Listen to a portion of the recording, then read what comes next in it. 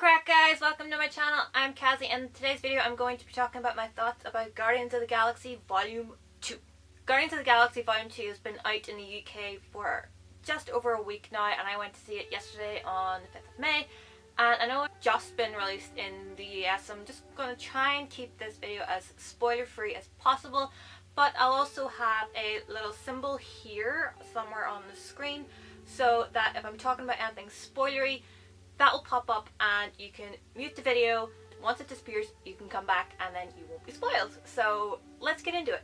I was so excited for this movie to come out that I wanted to go to the midnight premiere here in the UK, but I couldn't. I was feeling very sick that week and I had a 6 a.m. shift the next morning. I was so disappointed, but none of my colleagues that went to it spoiled it for me, which was awesome. All of the trailers just made me want to watch it all the more, because obviously we find out that Peter meets his father, Ego, played by the amazing Kurt Russell. I am constantly blown away by the amount of names that are getting thrown into the Marvel Cinematic Universe, because this movie has Kurt Russell, Sylvester Stallone. It's just incredible that so many names are getting involved in Marvel and getting other people excited about comics and the comic book genre and the comic book universe, and then they're bringing all of these storylines into the MCU. I was so excited for that, especially because Kurt Russell plays the dad. Yes! Best casting ever. I'm just gonna put that out there now. So starting, I am constantly blown away by the quality and the imagination of these special effects people. They constantly keep pushing the boat out and wowing us. I was thoroughly just entranced by all of the special effects, all the worlds that they create within this movie. They're so different, they're so creative, they're so colourful, some not so colourful, some different. You're seeing all these different worlds for the first time, and a lot of them have a lot of different aspects to them. One is a cold planet, one's a very warm planet, one's a very lush planet, and they're all creating these. And the thing that I notice most is, in older movies and in older TV shows, you can tell when you're looking at a green screen because the color dimension is just slightly off on the actors, and so you know you're looking at a green screen. In these movies, you cannot tell when you're looking at a green screen. Obviously you are, but they just color match it so perfectly that you're thinking, oh my goodness, this world is real, this world looks incredible, and I'm constantly blown away by the amount of work that they have in these movies. It's not until you see the behind the scenes featurettes that you realize that, holy crap, everything around them is green screen, and maybe like the floor that they're stood on is real. The actors themselves also have the added task of imagining these things. They don't know what they're looking at until it's complete, you know, they're looking at the final product, and so they're reacting to all these planets like, whoa. They're not overacting, they're not overselling it, they are just selling it perfectly, and you're there with them looking at these planets and these vistas, and you're just completely blown away by them. Then the music as well is phenomenal. I'm not talking about the original soundtrack that comes with the movie, you know, the ELO and Fleetwood Mac. I'm talking about the actual composition. I'm not sure who did it for this movie, but it added such an extra dimension and depth and atmosphere to every single scene. There were moments when the music was just building up and building up and building up and building up, and then it was just deathly silent. I felt like my heart racing in those moments. I felt every single nerve ending on my body just shiver and quake with anticipation of what was coming. I was just transported to this universe. It was amazing. But I will say, with ELO and Mr. Blue Skies, I love that song. And Mr. Blue Sky is probably one of their most famous songs. Groot dancing along to it. Now I will have say, okay, you do have Groot dancing along, and he dances the way that every single person ever dances to that song. You're in denial if you're saying that you do not dance like that to that song. You do.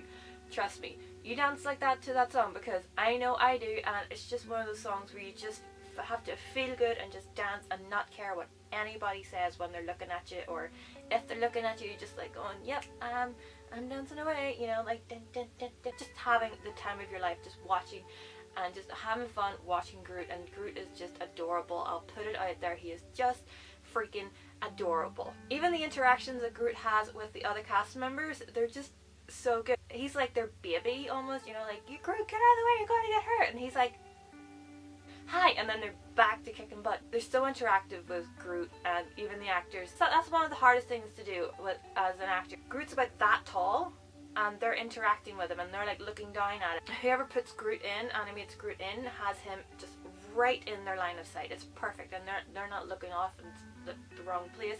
It's just phenomenal, the detail that they have created within this movie. And then the characters themselves have such a growth in this movie. They've all evolved past the first movie. They've all become this family of bandits and pirates and mercenaries and whatever else. They've all bonded, but at the same time, because they're in such close quarters, they're getting on each other's nerves. That's the whole thing about family. This entire movie has the overarch of family. It has the theme of family and what makes a family. Yes, you might scream at each other and you might want to push the other one out of the airlock, but at the same time, you would kill for them. If anybody does any of them wrong, you better watch out, because Mama Bear's coming, or Papa Bear's coming, or Brother Bear's coming. They will cut you down and not think twice about doing it. You see also this friendship that has evolved because they know a lot more about each other now. Rocket has now this fascination of Quill's music. Gamora's getting all of these cultural references that he keeps making, even though she doesn't understand them. At the same time, I think the younger generations that are watching this feel like Gamora and Drax and Rocket and Groot when Quill goes off on these cultural tangents, and he's talking about Cheers, and he's talking about Pac-Man, and he's talking about David Hasselhoff and Knight Rider, and other generations, younger kids might be like, what is he talking about? And even the soundtrack itself, ELO, Fleetwood Mac, a lot of them are going to be like, I've never heard this music before. A lot of people only know the chain, the bass guitar solo at the very end of it. A lot of people only know that as the Formula One theme tune.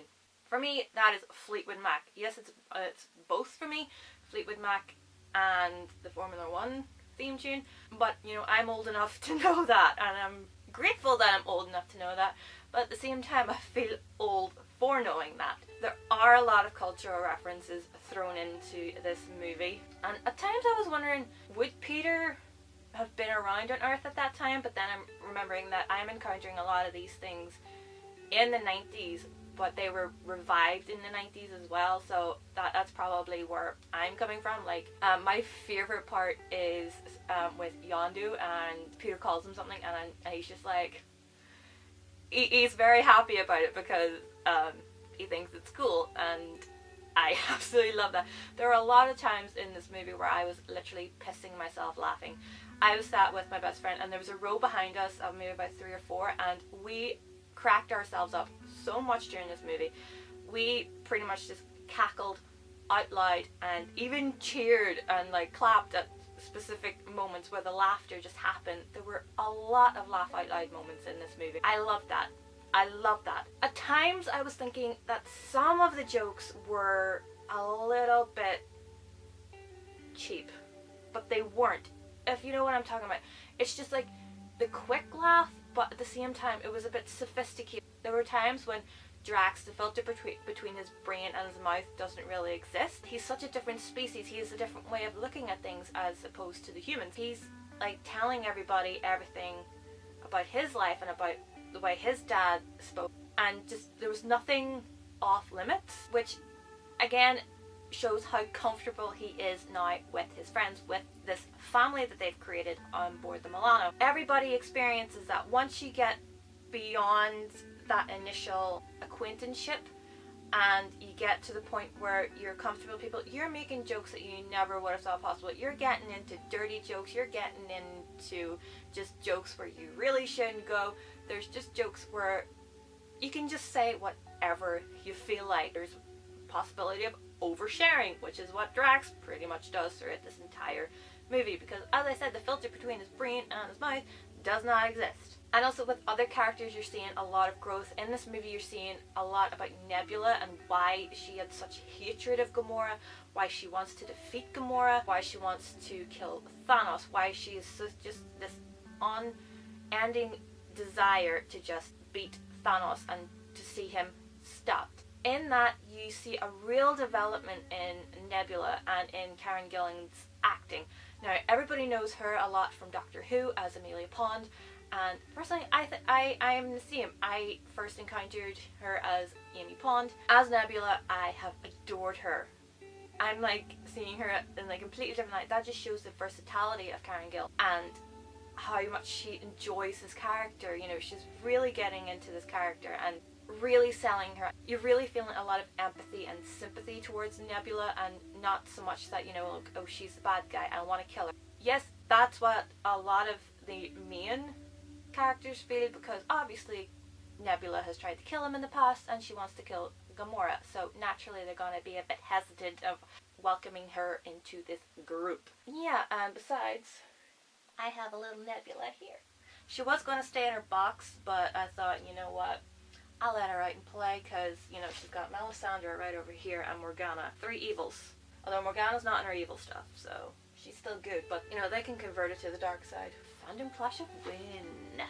Another character's arc and evolution that I really enjoyed was Yondu's. I really loved him in the first movie. I love the way that his arrow is controlled by his whistle. I wish I could whistle like that. I really can't whistle to save my life. Even the visual effect of that arrow going around everywhere in the movie was phenomenal. I absolutely loved it. It just looked unreal, especially in the dark, and you just see like the red streak of the arrow going by.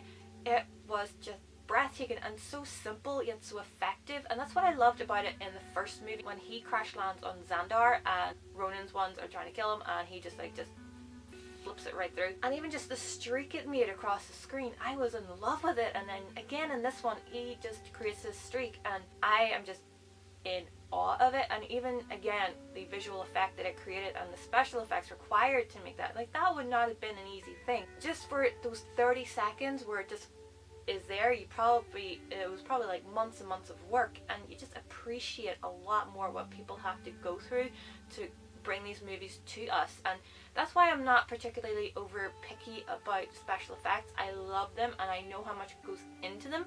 I can appreciate how much goes into them, and so I am just in awe of them. I think this video should be entitled I Love Special Effects. And I'm just going to go into a little bit of a spoiler here, so mute it right now. Arc of Yondu terminates at the end of this movie, and it really hit a very sensitive spot for me. And that's because he ends up being Quill's like father figure. He's like saying that he might have been your father, but he weren't your daddy. That was the worst attempt at an accent ever. I am sorry. He may have been your father, but he wasn't your dad. And so that hit a very, very sensitive nerve for me, because I just lost my father 6 months ago, and Yondu dies right in front of Peter, and my dad died right in front of me. They cremated him as well, and then my dad was cremated, so I was actually sobbing in movie theater. I was sobbing, and like I don't mean like I was welling up or I had a single tear coming down my left eye. I had like tears and tears and tears, but I held myself together. It was a beautiful moment between everybody, and appreciating Yondu and all the other Ravagers appreciating Yondu, and like saying, oh, he may have thought that he pushed everybody away, but when all was said and done, he was family, and they all came to him and said their farewells to him. And so that was just a very sensitive moment for me, and I really appreciate it. It was very well done and very sensitively handled as well. Although I think this year is the year where Marvel makes everybody cry. Or me cry. Whichever one happens first. The introduction of new characters to this film was also very interesting. Like Mantis, I had never encountered her before in any of the Guardians comics that I have, but I've only started collecting them in the last couple of years. She was a very interesting character and very well played. I loved that she had these abilities, and they were like obviously asking her about her antennae and how she was involved in everything. Like in the trailers, all you see is her getting hit by a rock and Drax going, "Look out!" I tried, guys. You don't understand why she's there, and as you're learning about her, I really begun to really like her. She was adorable, she was cute and very naive. She's encountering the Guardians and how they treat her. It's just very funny, and to see her interacting with other people aside from Ego. I really enjoyed that. And then Ego, his character, he was fascinating to begin with. I was like, oh, so you're kind of like this all-powerful being? Like, how did you get to Earth? And then his character arc, I found you, Peter, I'm your dad, I've been looking for you all this while. Like, I got Yondu to pick you up and bring you here. And then you understand why Yondu didn't hand him over to Ego, which I thought was fabulous. I love the way that was handled. Then you find out that Ego isn't all that he seems. Oh, sugar honey iced tea. I really appreciate that, but at the same time it was almost like a trope of, you know, like the being of phenomenal cosmic power, but he didn't have an itty bitty tiny living space. He had a planet to himself. He had these phenomenal cosmic powers, but at the same time he was disappointed by the universe and he wants to like create it in his own way. It was almost like a classic sci-fi trope, almost, but not quite. Like, at times I was a little disappointed by that part of the plot, but at the same time it seemed appropriate, I want to say. Like, it was the right thing for Ego, for his character, for his ego. Oh, well done, Kaz. And then you find out a lot more about Ego and you're just like, oh, talking mushrooms. He did not just say that. I was waiting for the shit to hit the fan. That was like the biggest ball that he could have dropped. And I was like, you know that their cat in Puss in Boots where he's like, oh. That was me. So I love the way that this movie brought a lot more explanation to it. Like, Guardians of the Galaxy Volume 1 had about those few minutes at the start to explain Peter, but then this one went into a lot more depth. And even when Peter's like having his flashbacks, they were original flashbacks. They weren't recycled scenes from the first movie. They were filmed new, but at the same time I'm like wondering, why were they third person? That's what pisses me off most about memory scenes. They're always in third person. Some movies and TV shows do it correctly and they refilm it in the first person or use a different shot, but at the same time it's still a third person view. Like, all they had to do was just create it as if Peter's looking. That annoys the living daylights out of me when that happens. It's something that just annoys me, but I gotta get over it, I think. Amongst other themes that this movie explores, it explores the theme of morality. What is right and what is wrong? Wow, that was almost difficult to say. What's right and what is wrong? The Guardians are obviously the universe's bad guys. You know, they are like, they were raised as thieves and assassins, which isn't necessarily a good thing, but they are good. They are hired to help people to stop atrocities or to protect things. This movie goes through what is right and what is wrong. There's the theme of mutiny, and a lot of the time I was like thinking back to Battlestar Galactica. A lot of it had some similar connecting themes with it and a lot of similar connecting scenes from it. I won't say what, but I was thinking, oh, that's like Battlestar Galactica. And even then with Yondu, it's the morality, like what is right, what is wrong. Peter, what is right, what is wrong. Rocket, what is right and what is wrong. He has this personality where everything is everybody else's fault, but it's actually his. He's learning what not to do and what to do and what not to do. And that some people just don't have that moral compass within them. You learn that there are characters that don't have that moral compass. Obviously somebody has to stop them in whatever shape or form that they can. One thing that I did love about this movie was the nod to old school video games. In the movie, Peter makes reference to Pac-Man, and there is a very big reference to Pac-Man that had everybody in the cinema laughing. But there's also I can't remember the name of the species that hired them at the start of the movie, but they had a complete kind of arsenal of arcade games. It felt like the old motorcycle games where you just like this and like this, but like that was their entire army. They weren't putting anybody at risk. Nobody died. It was just the signal cut out or the machine was destroyed. But I just loved that little nod to old school video games. I find that the most fascinating thing. I was like, that is such a cool idea.